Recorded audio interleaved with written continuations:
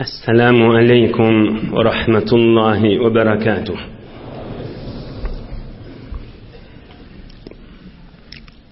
بسم الله الرحمن الرحيم.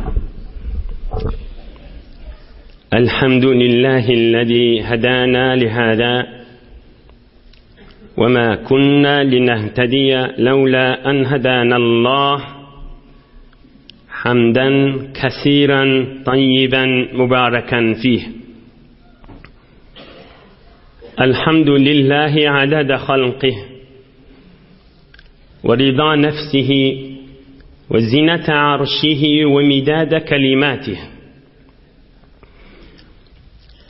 اللهم صل وسلم وبارك على عبدك والنورك إمام المتقين سيد المرسلين سندنا شفيعنا مولانا محمد النبي الأمي الأمين، وعلى آله وأصحابه وأنصاره وأتباعه أجمعين.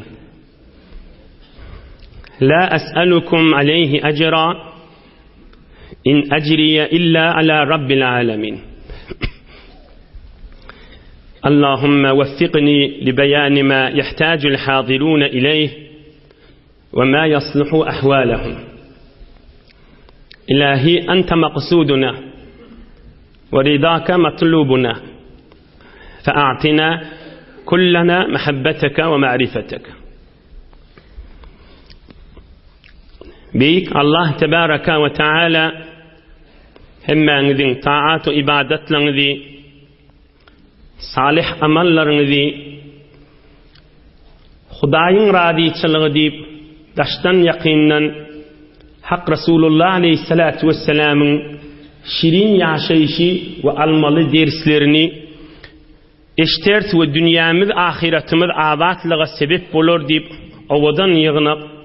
بيك اللهم مزدن قبول دبتا öz hakkınızda, halkın hakkında, içeriğinizin hakkında ediyen hayır dualarınız kabul olup dünya ahiretiniz abat olsun inşallah.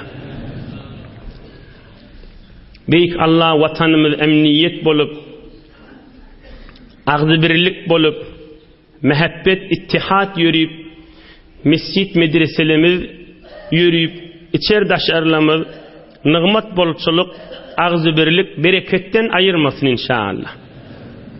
Peygamberimiz aleyhissalatu vesselam'dan rivayet ediyor ulamalar, kışın gecelerini kadrını bilin, kışın geceleri uzak, gündüzleri kıyısga, şun bir zenana soruya, o zollarda Thompson üllerini bizim aradamızdan qarlı çağılar dünyaya gelipdir, uzurlar olupdir, kışın güllerini şu illimde kaza alsak bolor mu deyip, şeriat, pak din bolor deyip aydiya. Hamana bir adam aydiya, onu aradan tutup vermeliler, kışın güllerini kaza edamalla onu deyse, bir oğlun haklı adamın aytmal kefide. Ne mi deyip, bir adam bilyeşilce aradasını koysa, bir cevunini, özüm 1000 yaşasa, neçe? 1000 yaşasa, 1000 sal. 1000 yılında şodurşunu kaza olsun şoňa deyip tutsa da biruunun sogabını alıp bilmeye her Ramazan aydan. Bir adam Ramazan ayın biruununu koysa, ay şon cubran edinip 1000 yıl arada tutsa da ol Ramazanın biruununa yetmeye. Or hamana bir tovar, entek bir dinin gurrunu oynatacak adamla şey diye da onu ara Thomas'ın arada tutup vermelle, kışın kaza alamalı diyecek bolya. Yok. Gurrun şey bir adam hulasa kazası başı ullim, bada kazası galıptır. Şu ullim kazasını alsa kazası bittiye. Gündüzlerde nefil tutacak adam da olsa ya kaza tutacak da olsa gecelerde uzak ibadet etmeye, ilm okuymağa, ilm okuşmağa, ey cemaat saat 7 şmahan.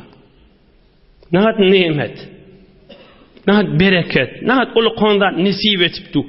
Ya televizyonların başında, ya belki bernamaların başında, ya tükellerin önüne, puça hiç gurrunları güymenilip veren yol oyun görüyensiniz de, bilyensiniz de. Emme bir oturşuňyz Hudaýyň rahmeti, nuri, pirişteler dagdy biri-birine gelin palan ýerde Hudaý agdalýa diýip gat asmana çelişiň üstüne basyp duran bir mejlis nisip etmeli o da şu zamanna uly saadetdir.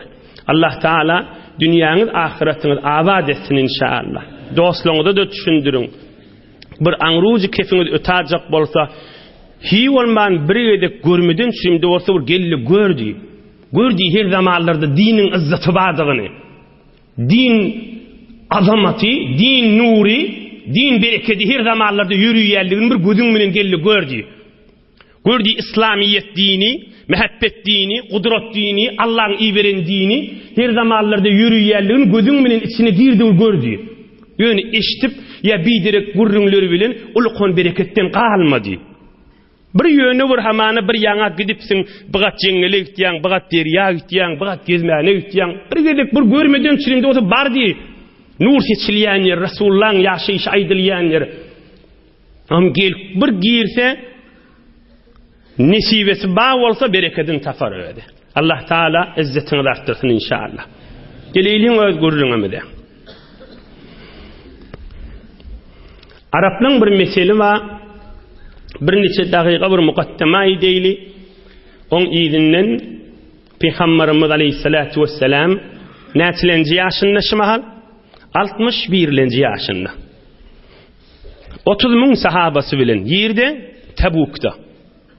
Ýerde 1000 kilometr Medineden daş ýerde. Ordon we Misriň sahralarynda, çöllerinde. Şo taýda bir waky, bir ýagdaý düşýär.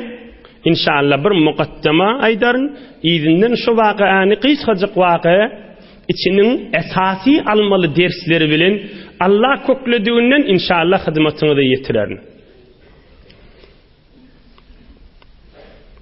Araplyň bir meseli var.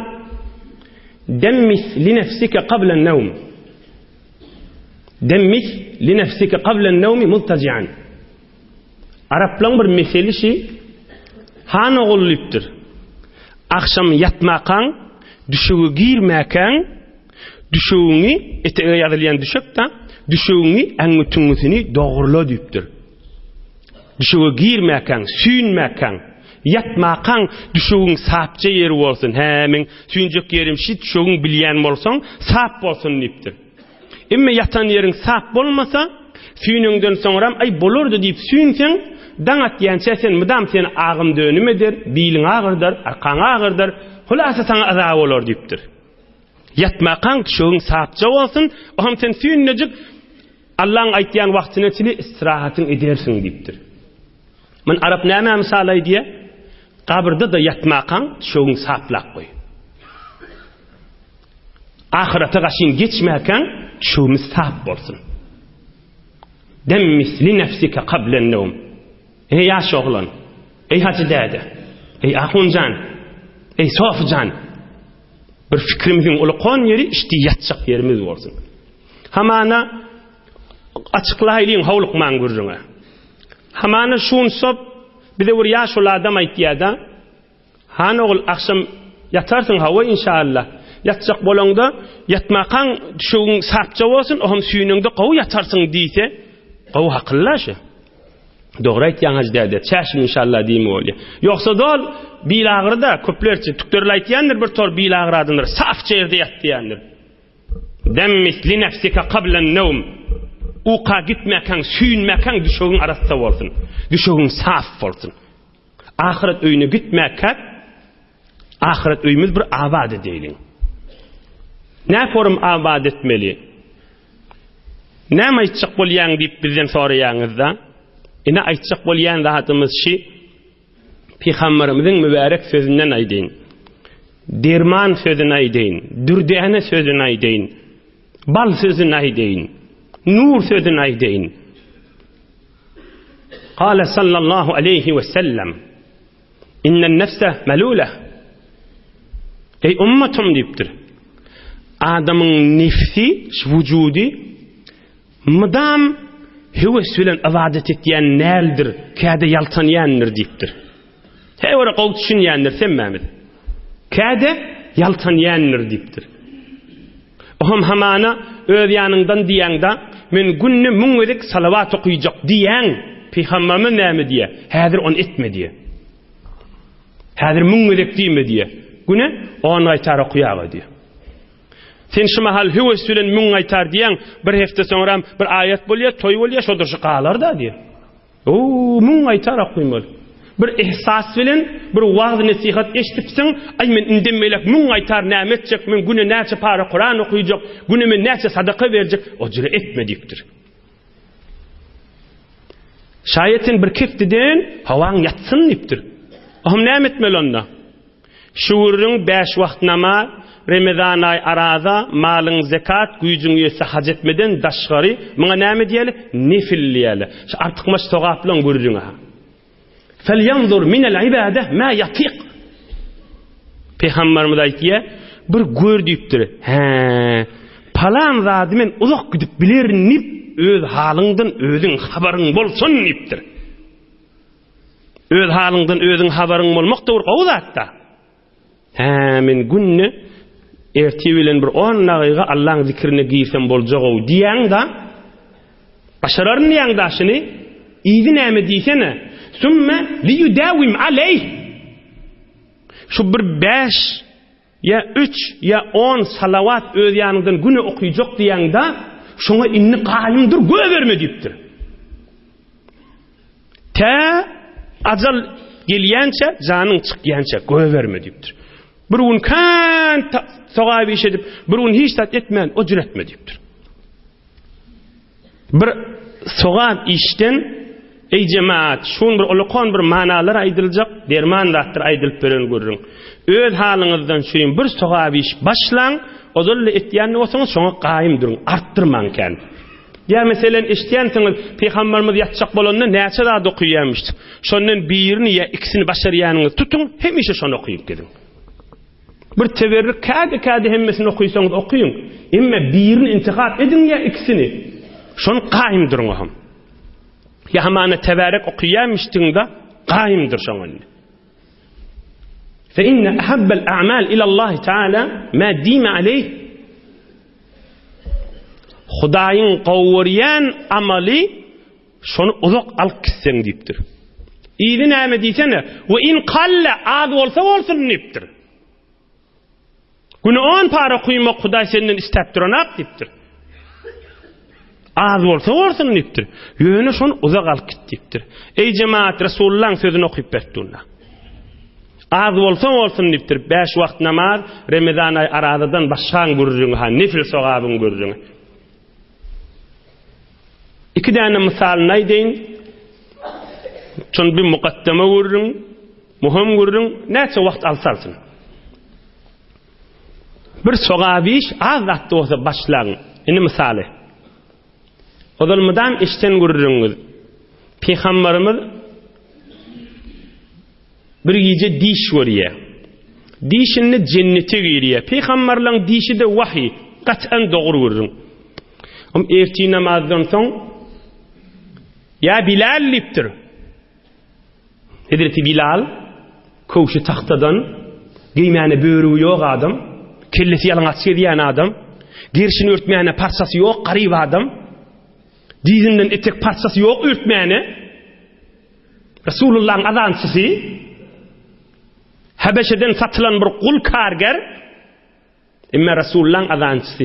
Erti namazda Resulullah aleyhisselam Bilal diptir. Hazreti Bilal hıtmette ya Resulullah diptir. Haddisni bi arci amelin amiltehu indeke fil islami menfa'a. Ey Bilal diptir. Öz bilşiňden sen bir sogap iş ogryňça Hudaý bilen öz araňda etýän bolmaly näme şo diptir. Sen bir zada etýän bolmaly. فإني سمعت الليلة دفن عليك بين يدي. Cennete giremde diptir, men öwümden sen koşun tıkır, sen koşun sesini etdi diptir. Sen bir qowiş uluk etýän bolmaly diptir. Ohum Hazreti Bilal aýdypdyr, ya Resulallah. Kan qowişa bilemek ýöne bir zada men gaýym diptir. O da näme?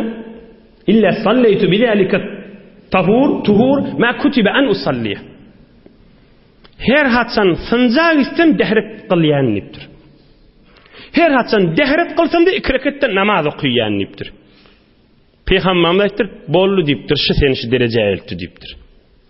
Yani men aydiyan gördüğüm siz de hemmäňiz şeydin menne şey deyin diýdiğimde ha. Bu bir misal, bir zat tutun şoňa gaýym durun, gördüň şo. Şon tutun, göwermäň şonu. Ya Peygamberimiz aýdypdyr, inne şide tutmana size gaw misalyň biri. Ayacizu ahadukum ay yaqra sulusal Qur'anil Kerim fi leyle. Ey sahabalam dipdir, güne akşam 10 para okuyup bilýäniňiz barmy dipdir. Kur'an-ı Kerim'in 3'ten biri. Ya Resulullah qiyyn zat dipdirler. Ama Peygamberimiz aýtdyr, fe innehu men qara'a qul huvallahu ahad fi leyletihi faqad qara'a leyletehu sulusal Qur'anil Kerim. Uydi yatjak bolanda bir qul huvallahu ahad oky, ahirine çeli. Qul huvallahu ahad Allahus samad lam yalid ve lam yulad ve lam yekul lahu kufuwan ahad. Allahu ekber. 10 par okuydum, on qişirde yatyp. Kıyamatda görersin her gece 10 paraň sogaby basaňa dipdir. Rawahul İmam Ahmed ve Tirmizi. Senedim ma Resulullah'ın görürüňşi. Hamany şunu gaýymdyr. Bir zat tut gaýymdyr. Indi geleyli Resulullah'ın görürüňine. Tebuk'ta bolan waqia we bu muqaddimany ýadyňda saklayan gaýdylaryny görürüňler. Tebuk'ta 1000 kilometre Medine'den daş Peygamberimiz Aleyhissalatu vesselam 30.000 sahabası bilendu. Qala Anas radıyallahu anh kunna ma'a Rasulillah sallallahu aleyhi ve sellem bi Tebuk fatala'atiş şems bi ziya ve nur ve şu'a. Hazreti Anas aydiya Tebuk'tadyk. Erti bilen gün doğýada. Gün doğdy, hewre ýalfyllap, awadan, hewre çakrymlarda awadan. Oham öz ýanymyzda heyran galyp, bu günüň doğşyny hewre awadan doğdy bu. Bir ýagyndan soňra hamany şuňky gün doğşýanyk, arasynda gün doğanda alem jahan ýakçylanyp berýärdi. Emma bular heyran galypdyrlar, sahabalar. Hatta Peygamberimiz de şun gün doğşy hewre awadan nipdir. Ýöne näme-näme habar ýok häzir. Şun hewre gün awadan doğdy. Ohum bir aňalyp dukdyk. Fa ata Jibril ala nabiyina ve aleyhissalatu vesselam. Ohum Jibril ferişte Resulullah aleyhissalatu vesselam'ın mübarek huzuruny geldi. Hemmemiziň fikrimiz harap, şun günüň doğşy awadan. Jibril ferişte gelen moyuna Resulullah aleyhissalatu vesselam Jibril ferişteden sordy. Ya Jibril, mali ara şemse el-yevme tala'at bi ziya ve nurin ve şu'a. Ey doğanım Jibril, şun hewre gün awadan doğdy. Hewre çakrymy, ýalfyllamasy, ýakçysy şun awadan hewre bir habar barmy? Sen habaryň barmy şedatdan? Allah sana bildirdimi? Bir gingat barmay? Faqala Jibril ala nabiyina ve aleyhissalatu vesselam. Jibril ferişte aýdypdyr, bir habar bar diýipdir. Zalika anna Muawiye el-Leysi radiyallahu anh mata el-yawm bil Medine'til Munawwara feba'atha Allahu Teala 70,000 melek yusallun aleyh. Habar var diýipdir. Sen sahabalardan Muawiye'til Leysi diýen sahaba Medine'de qally bilýänmi hawa? Merid bolup qally hawa. Tebuk'a gaşyn gelmedi hawa. Merid bolup Medine'de galypdy hawa. Şo bir salih arasy adam şo şun jan berdi we Allah Taala 70.000 perişteyi berdi. Şoň janazasyny bardan okuýun diýdi. Bu awadan mol görlenligi Huliqatil melaiketu min nur. Nurdan yaradılan perişteleri Allah Taala iyi berdi. Şoň janazasyny bardan okuýun diýdi. alemi pakida, arassalık, ceberutta, melekutta, asmani izzatın itiğinde yaradılan ferişteler var. Tamam saf, tamam arassalık, tamam maneviyet, tamam sevap, tamam izzet, tamam tesbih, tamam mukaddeslik yerde yaradılan bir mahluk var. İn mahluklun kani, himmesi müeddep, bir ferişte yok mahluk bolsun, bir edip bolsun. İn mahluklun kani ferişte. Ferişte yalken mahluk yok. Şu ferişteden Allah Teala 70 bin ferişteyi verdi. Bardan şoň cenazasını okuyun dedi. Ey cemaatla, ey imanlı Türkmen oğullar, şu gurrun öýdi bir ulaqan gurrun haşy. Geçen hafta kimin gurrun geçti? Zülbicadeyn. Peygamberimizin ýanyna bir jawan sahaba di, o peygamberimizin ýanyna di şehitlik köwese diýdi. On peygamberimiz ayrılı ve öz eli bilen jaýladı ve bir şehittir dedi. Bila beytip geçti. Onun anarkiyefte Ukaydir padişah geçti. Ol kafir olup geçti. O bu urrunga näme urrunma? Ey cemaat, adam özü arasında bolsa, adam özü Hudaý bilen arasy dogry bolsa, Hudaýyň ýanynda hokkusuz bolsa, oň cenazasyna inni gör Medinede aýryldy. 30 000 sahaba Medinede ýok. Peygamberimiz ýok. Taşyndan gözlesek näme diýjek? Peygamberimiz ýokka aýrly bir adam. Muňa gowdat nesip etmedi. Ajab Rasulullah baqa Medinede aýrylsa, muňa Rasulullah cenaza okuyordu diýjek-da, taşyndan gözleýän adamlar. Emma Hudaý dosyny boş goýmaýarmışdyk. On ajal nesibeti Peygamberimiz ýokka aýrylmalmışdyk. Peygamberimiz 1000 kilometr daşda aýrylmalmışdyk da. Emma Allah Taala öz dosyny her ýerde bolsa boş goýmaýarmışdyk. Her ýerde de aýrylsyn. Bir musulman arasında imanly adam kafirlaryň arasynda da aýrylasyn. Ona hiç kim cenaza okuýmandyr. O näjire bolarka? Adam özü bilen Hudaýyň arasy dogry bolsa, Hudaý adamyň izzetini hiç wagt dewmeýärdi. Ol adamyň mätäç güni wa, haçan mätäç güni, jany çykan güni. Şonda Hudaý üstüne nur ýagdyraýan ha. Hudaý adamyň üstüne perişte ýagdyraýan ha.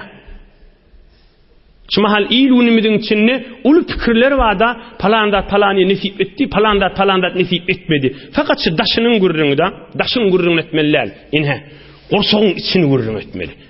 Şu kursoğa Allah'ın nur dökülüyor değil mi Müslümanların kursağına? Allah bilen kursoğun arasını doğrulamalı. Şunu hokkusuz olmalı. Şunu canın menen olmalı. Şunu kara bağrın olmalı. Ama Allah'ın nuri müstakim sen kursoğuna dökülüp otursun. Oham Peygamberimiz aleyhissalatu vesselam heyran qalpdyr.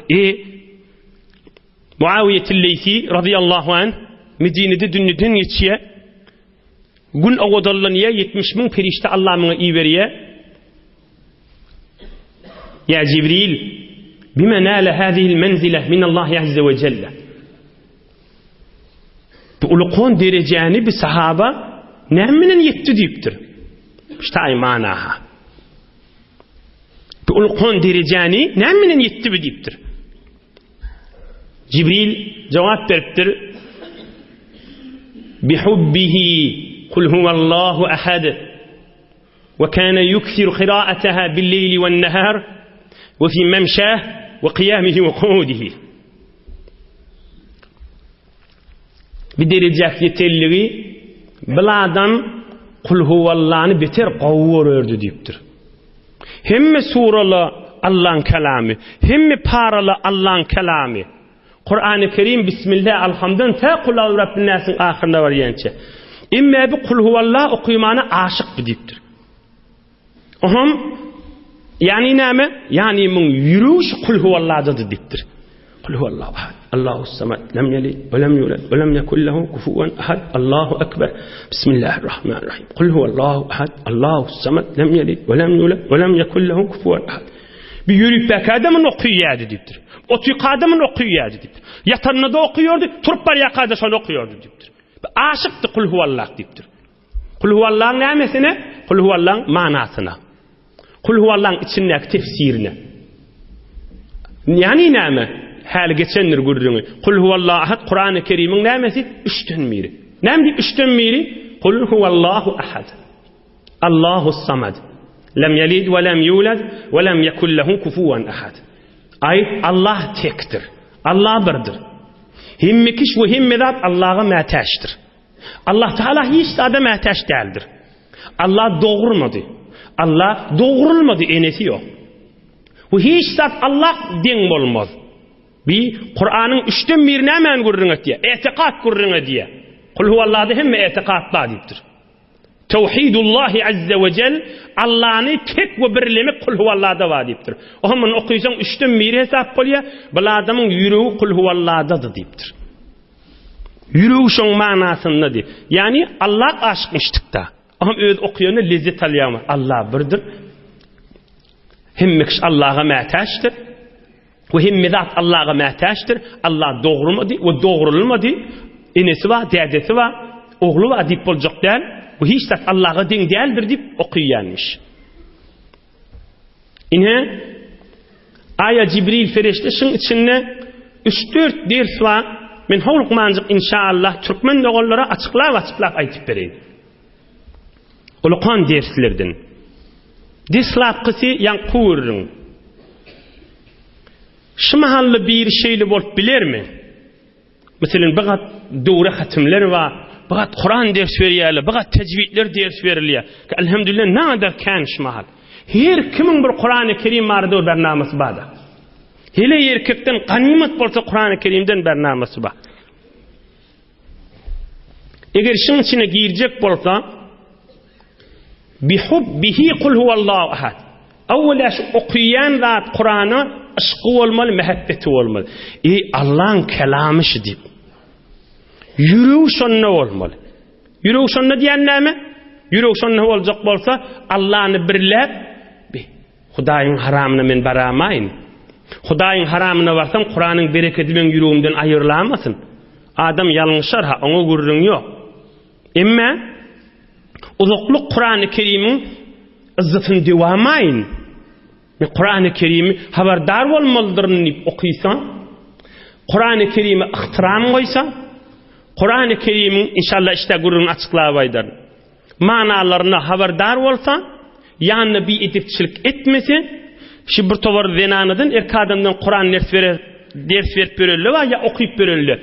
Gije gündüz Kur'anyň daşyna uşoňa da jany bilen ýaňyşsala, günah işetsiliden narahat Kur'an'ı mıdan kucaklap tuğla inşallah şıl adamlar şehret-i muaviyetilleyki ya Allah. Näme? Işkı var Kur'an-ı Kerim'e. İmme açıklavay deyin. İmme bir adam, bir yenana hamanı döwre hatmy var. Ulu kaygısı fakat şu 5 parasını töketjekden. Döşenme yetirmeli şonu. Öde okuyup getirsin, halk okuyup getirsin, şonu seçenme yetirmeli. Şonu çarşenme yetirmeli. Men hatmyma döwremma. Oň ne yüreğinden ne ışkı var. Doğrudur hemme musulmanlyk Kur'an gowurýar. Ýok, o döwrüň däl. Gurrun mahsus ışkı bolmaly şu Kur'ana. Gije uni yüreği şonda bolmaly. Bir döwre hatmyma 5 param galdy. Okuýarmykam, okuýmarmykam, eli dünýede bolsa, yüreği dünýede bolsa, gözü dünýede bolsa, tamam vücudy bernamasy dünýede bolsa, hiç wagtda ýanky gurruna girip bilmeýär oladym. Yo menne döwran ba, yo döwran gurrun däl. Allah üçin nasihat diýip diýen. Döwran bolsun, yüreğin Kur'an Allah'ın kelamynda bolsun. Tamam elin gözün yüreğin Allah'ın kelamynda bolsun. Hudaýa Kur'an-ı Kerim'e men amal etýän mikam? Men şunu ýerine ýetirýän mikam? Agallan bir kaýgysyna girsin. Hudaýa men Kur'an okuýan, kıyamatda men Kur'an okuýanlardan borawereýin. Ey cemaat, Resulullah'ın bir sözü var. Peygamberimiz aydypdyr 2 kelime. El-Kur'an hujjatul laka ev aleyka. Rawahu İmam Ahmed ve Nisai. El-Kur'an hujjatul laka ev aleyka. Ey musulmanlar diýipdir Peygamberimiz. kıyamet gün Kur'an-ı Kerim ya elinden tutar ya senden şikayet eder gibdir. El-Kur'an hüccetul leke ev aleyke. Kur'an ya kıyamet elinden tutar ya şikayet eder. Huda yaşladı men okuydu men horladı diyer gibdir. Sen davagarın Allah'ın kelamı Kur'an bolýar. Yo ahuncan bijire gurunlar koyuylu koy adamlı Kur'an okuysun. Okuysun amalı bilen okuysun. Okuysun ihtiram koy okuysun. Okuysun Kur'an'ın izzetini saklasın. Kur'an'ın azametini saklasın. Onu saklap bolmaya, onu kan adam okuymaz da, yo Müslüman beydimesin. Müslüman nämesin? Min Allah'ın kelamını okuyacak, ihtiramını saklayacak deysin. Adamın kelamı değil, Halık'ın kelamı, Yaradan'ın kelamı. O hamana bir adam aytdy, onu men korkýan men hormatyny saklap bilmerin mi kadip? Şi imanın alamati. Kork, qowdat. Pikrinde bolsun agallam. Agallam korktu men ihtiramını saklar mı kam, saklamar mı kam dip. Emma aslin bernamasını değil bizadın. Kur'an okuyya, hatmi var, döwresi var. Şuna bir amal etýän mi kam, etmeýän mi kam, hiç bernamasını da yo bolmady. Bizire bolmaly däl. Bizire bolmaly däl. Kamil bernamasını girmeli. Ulamalar aydiye bir teberrük gurrunu okuyup berin. Hamilul Kur'an, hamilu rayetil İslam. Şu Kur'an okuyýarlar we tecvid ders berýärler, gelinden erkadam Kur'an okuyýarlar, öýlerini döwre goýýarlar, hatm okuyýarlar. Şolaň elinde İslamyň perçemi ba hesap dipdir. Kur'an okuyýan dogan çyklam. Ikimizin görüňi haşa. Elinde İslamyň perçemi ba. Näme ham? La yenbagi ayyelhu ma'a men yelhu. Ayyeshu ma'a men yeshu. Ayyelgu ma'a men yelgu. Şol adam ta'zimen li haqqil Kur'an. Kur'an'a hormat koysun. Her gülüşýärle bilen gülüşik bop bermesin dipdir. Ka yerde bija gülüşýärle dämi? Bireme haybatyny, hormatyny saklasın. Her bir bozoklara koşulmasın dipdir. Men Kur'an okuyup beren adam bireme ihtiramını saklaýyn diýsin. Her bir böküş bereli bilen böküşmesin dipdir. Men Kur'an okuyan, mun hormatyny saklaýyn diýsin. Şunu raýat etse kıyamet ýanky Hazreti Muawiye Leysi al derece görjek adamlarda.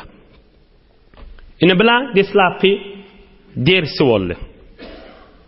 İkinci dersi ýa aýtdyk Hazreti Muawiye Leysi onu yürüyüp bakada okuýardy, yatanda da okuýardy. Migir yürüyüp bakan Kur'an okuyup bolýarmy? Migir iş etip tuğan Kur'an okuyup bolýarmy? Ya yatyn suyun tuğan Kur'an okuyup bolýarmy? Ya işlep durandadın gaty sesli bir zat. Ahangar ya natçar, aya Kur'an okuyup bolýarmy?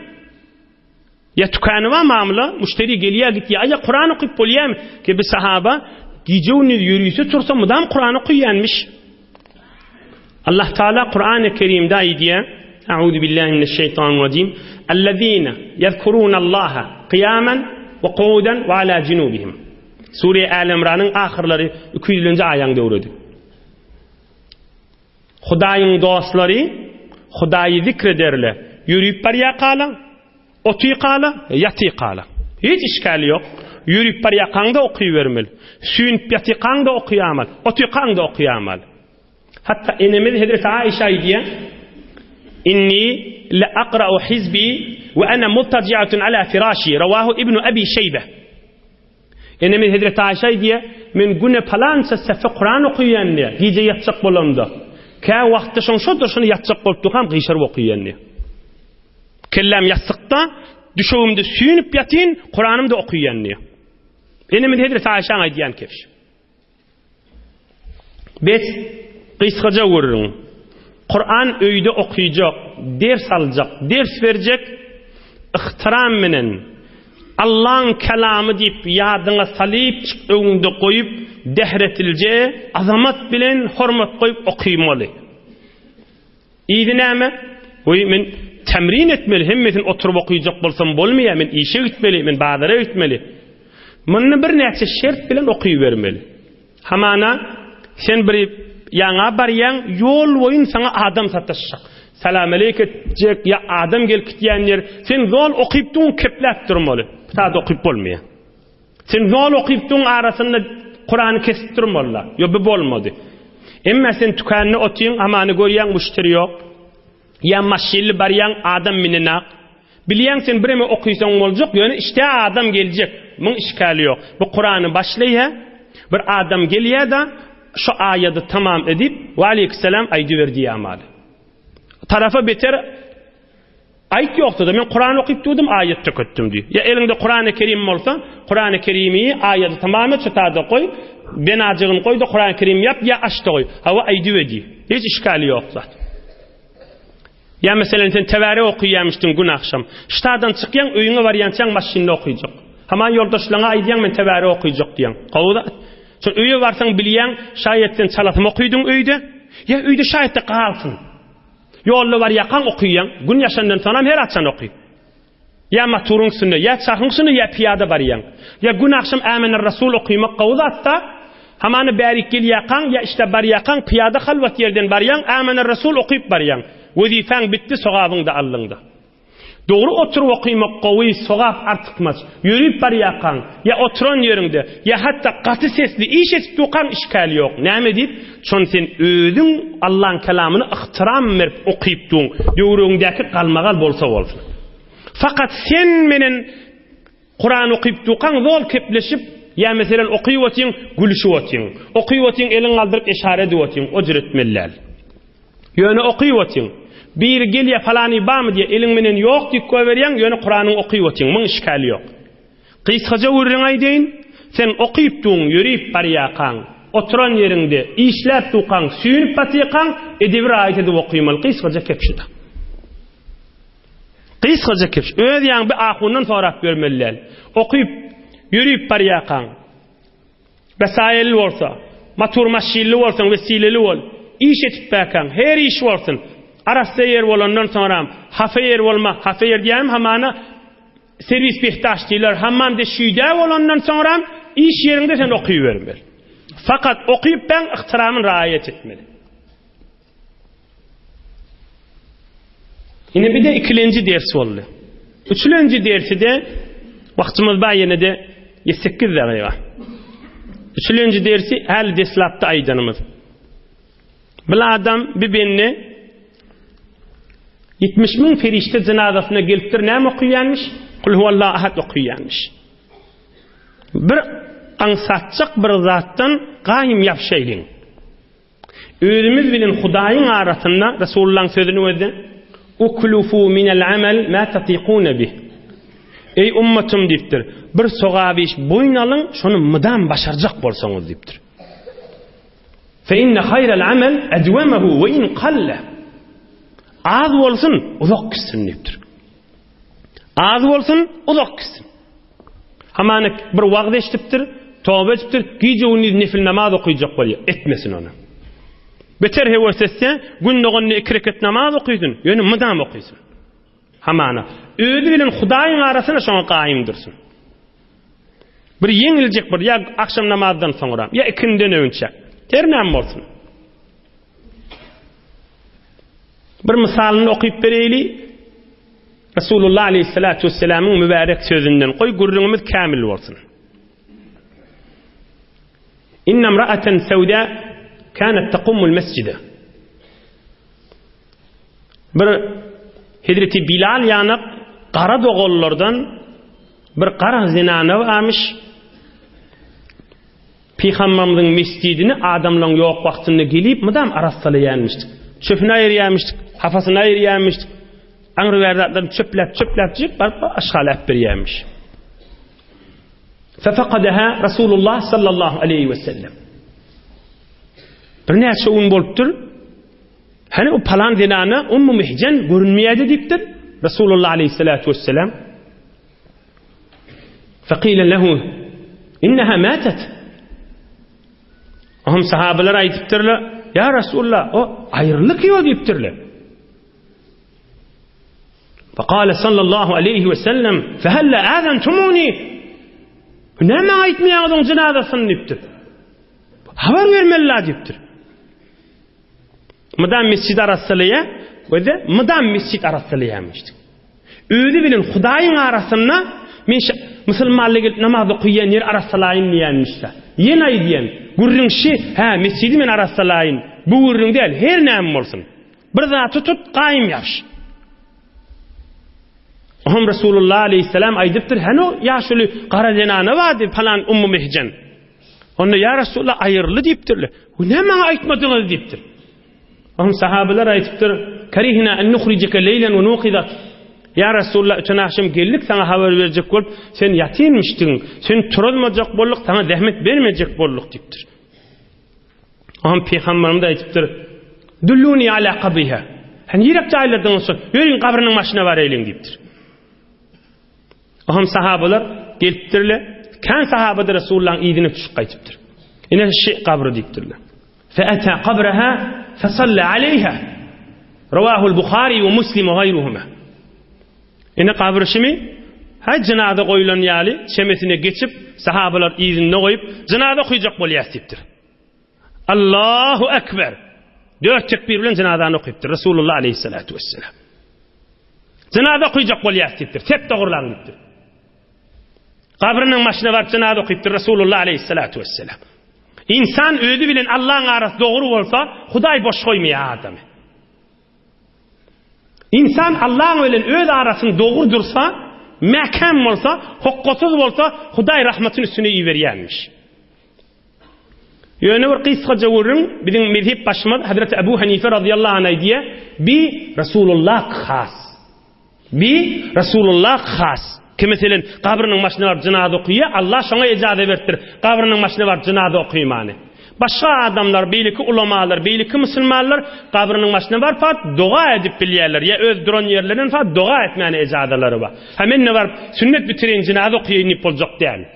Fiqh Hanefide Ebu Hanife radıyallahu anhu hukmünde. Be her hal Resulullah aleyhissalatu vesselam qabrinin başına var set tutup şoňa cenaza okuyupdyrdy. Näme? Kana taqumul mescid. Mescide rastlaýanmışdy. Allah bilen öz arasynda irtibat goýupdyrdy. İýdi näme diýsene tamam edil gurruny. Cibril bilen Resulullah gurruny diýetiha. Näme bu gün ýaqty diýip. Onda Muawiye Leysi aýryldy. Näme beýle? 70 000 ferişte Allah Taala iýerdi. Näme jire boldy? Onda o kul huvallahu ahad mudam okuyordu diýipdir. Hum Cibril näme diýen bolsa goýy? Afatuhibbu an tusalli alayh? Afatuhibbu an tusalli alayh? Afatuhibbu an tusalli alayh? Ey Allah'ın Resulü, egi istesen yeri ve dağlar yığınayın, sen son cenazasını okuyağa deyiptir. Afatuhibbu an tusalli alayh? Allah bana icazet verdi.